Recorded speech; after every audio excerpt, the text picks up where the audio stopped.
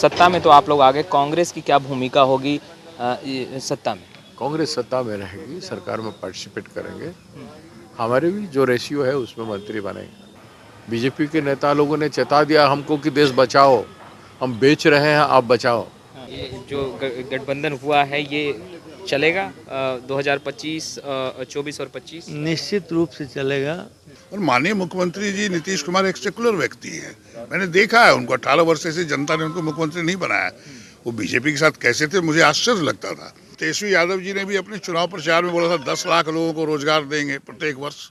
तो 10 लाख की बात छोड़िए, लेकिन जो रिक्त स्थान है हम भी माननीय मुख्यमंत्री से बात करेंगे, उसको पहले भरपाई करिए। कोई खेला नहीं। मैं चाहता था भारतीय जनता पार्टी जो लोकतंत्र की हत्या कर रहा है, लोकतंत्र को बर्बाद कर रहा है, संविधान को खत्म कर रहा है, निश्चित तौर पर हम चाहते थे हम लोग जो लोग सेकुलर मिजाज के लोग हैं, हम लोग एक फ्रंट पे आए और भारतीय जनता पार्टी को उखाड़ने का काम करें। जैसे आज 9 अगस्त की क्रांति दिवस है। नीतीश कुमार अब महागठबंधन की ओर रुख कर चुके हैं और ऐसे में इस वक्त हम कांग्रेस के विधायक दल के नेता अजीत शर्मा के आवास पर हैं और यहाँ पर आप देख सकते हैं कांग्रेस के बिहार प्रभारी भक्तचरण दास जी हैं, अध्यक्ष मदन मोहन झा जी हैं और तमाम विधायक और एमएलसी यहाँ पहुँचे हैं।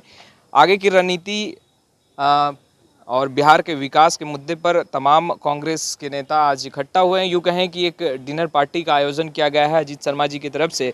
मगर भक्तचरण दास जी, कल भी आपसे बातचीत हुई, आपने कहा कि बिहार का विकास के लिए कांग्रेस आगे बढ़ेगी और बीच में ही एनडीए को ब्रेक लगाते हुए आप लोगों ने सत्ता में आप लोग आ गए। देश की राष्ट्रीय आवश्यकता था और बिहार राज्य में जो सरकार में संतुलनता नहीं थी, भारतीय जनता पार्टी नीतीश जी के साथ जिस तरह से दबाव डाल रहे थे और वो बिहार जन के हित में नहीं था।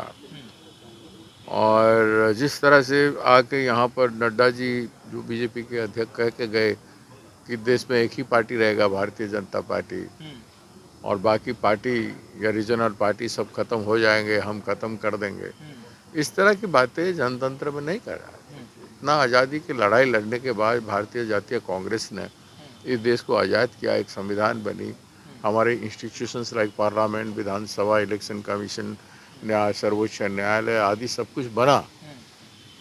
और आज ये सारा चीज़ के ऊपर फिर इतने हजारों लैंग्वेज है हमारे देश में, हजारों जाति, वर्ण और धर्म के लोग हैं और इसके साथ भी भारत को कांग्रेस ने हमेशा एक रखा। ये एक ही बात बोलना चाहते हैं, एक ही लैंग्वेज कहना चाहते हैं और पूरे देश को अपने तानाशाही से जोड़ना चाहते हैं। ऐसे थोड़ी होता है, आप ज़बरदस्ती थोड़ी कर सकते हो। उसके साथ साथ दूसरी बात है, इन्होंने जितना हमारे उद्योग था वो सब कुछ तो बेच दिया, हमारे बैंक बेच दिया, हमारे इंश्योरेंस कंपनी या जो नवरत्न कंपनी थे ऐसी कंपनी भी बेच दिया, हमारे पोर्ट, हमारे एयरपोर्ट, ये सारा चीज़ बेचने के बाद भी इन्होंने जो खेती है, देश की खेती को जिस पर करोड़ों लोग निर्भरशील है, उसको कब्जा करने के तिलकाना कानून बनाया और वो भी मन नहीं भरा तो एक आदिवासी महिला को राष्ट्रपति बना के आप जंगल का कानून बनाया और उनके छत्र छाया में अब जंगल का उत्पादनों के ऊपर, संसाधनों के ऊपर जो हक है आदिवासियों का, जंगल में रहने वालों का, उसको छीनने का कानून बनाया। तो ये देश सुरक्षित असुरक्षित है, देश गुलाम हो चुका है, व्यक्ति का आज़ादी नहीं है। आप लोकल चैनल कुछ करके दिखाओगे, नेशनल चैनल बीजेपी के खिलाफ बोलो वो माइनस हो जाएगा, मोदी के खिलाफ बोलो वो काट देंगे। ऐसे स्थिति में देश आ गया है, इसलिए इस देश को बचाने की ज़रूरत है। इस देश को बेचने वाले हैं, कांग्रेस देश को जोड़ने वाला है, कांग्रेस देश को बनाने वाला है। तो इसलिए भारत जोड़ो का आंदोलन कांग्रेस पार्टी ने नारा दिया है और कर रहा है, आज से शुरुआत है।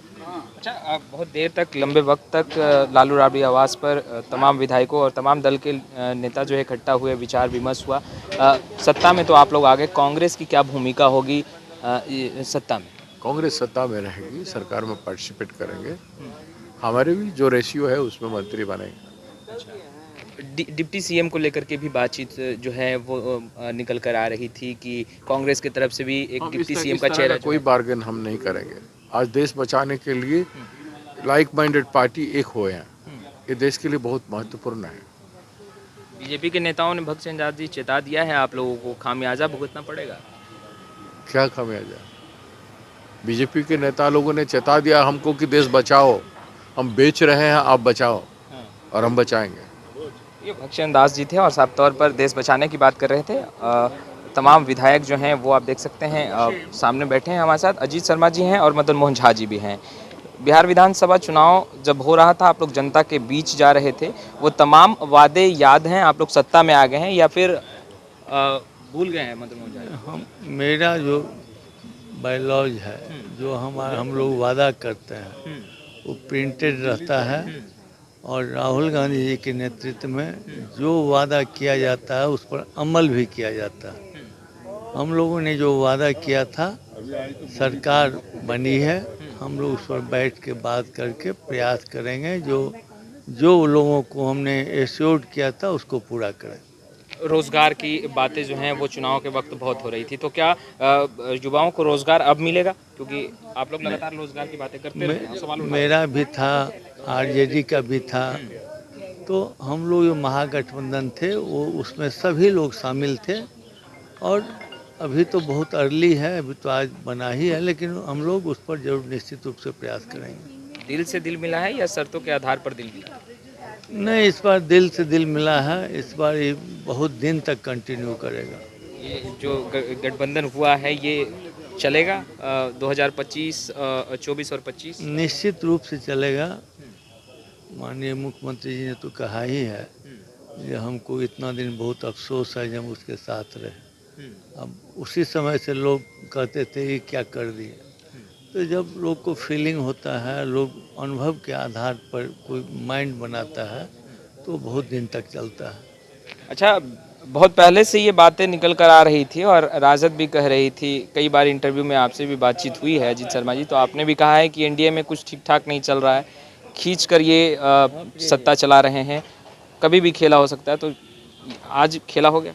नहीं, खेला की बात मैंने नहीं किया। निश्चित तौर पर एनडीए में जो काम सही नहीं चल रहा था, मतलब कि आप रोजगार नहीं दे पा रहे हो, महंगाई पर कंट्रोल नहीं कर पा रहे हो। आपने जो नौकरी का वादा किया एनडीए ने, नरेंद्र मोदी जी 2 करोड़ युवकों को प्रत्येक वर्ष रोजगार की बात की, तो वो नहीं हुआ। तो इसलिए मैंने कहा था कि ये ठीक नहीं चल रहा है, जो उन्हें वादा किया उसको पूरा करना चाहिए।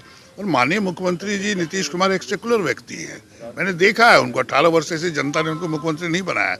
वो बीजेपी के साथ कैसे थे मुझे आश्चर्य लगता था, और आज जब आए हैं तो उनका मैं स्वागत करता हूँ। और हम लोग पूरे कांग्रेस पार्टी, राजद, सभी लोग उनका समर्थन दे रहे हैं और आज सरकार बनाने की दिशा में काम कर रहे हैं। भ्रष्टाचार, रोजगार, ये तमाम मुद्दे जो हैं जो बिहार में और यूँ कहें कि देश में लगातार पनप रहा है, रोजगार को लेकर के कांग्रेस सरकार में अब आ रही है, क्या पहल करेगी?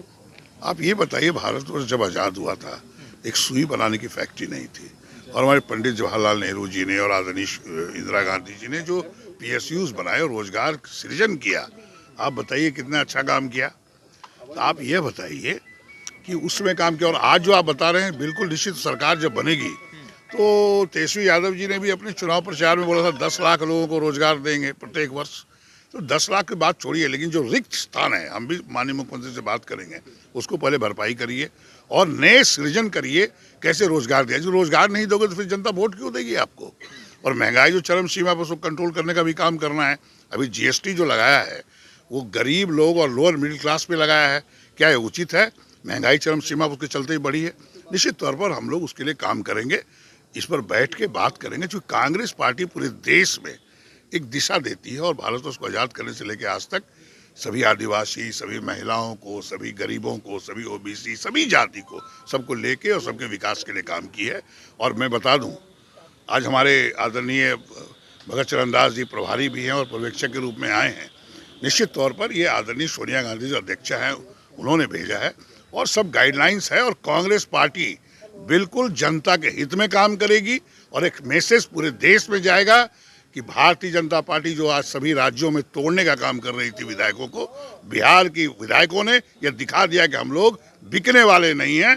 हम लोग एकजुट हैं और हम लोग बिहार को विकास करके एक नई ऊंचाई पर ले जाने का काम करेंगे। आपने कहा कि खेला होने की बात आपने कभी नहीं की, कभी जिक्र नहीं किया, मगर खबरें तो यह भी निकल कर आ रही है कि अजीत शर्मा 2 महीने से अंदर अंदर खेला कर रहे थे और आज परिणाम सबके सामने। कोई खेला नहीं। मैं चाहता था भारतीय जनता पार्टी जो लोकतंत्र की हत्या कर रहा है, लोकतंत्र को बर्बाद कर रहा है, संविधान को खत्म कर रहा है, निश्चित तौर पर हम चाहते थे हम लोग जो लोग सेकुलर मिजाज के लोग हैं, हम लोग एक फ्रंट पे आए और भारतीय जनता पार्टी को उखाड़ने का काम करें। जैसे आज 9 अगस्त की क्रांति दिवस है, अंग्रेजों को बोला गया भारत छोड़ो आंदोलन शुरू हुआ, आज ही के दिन हम लोग फिर से मिले हैं।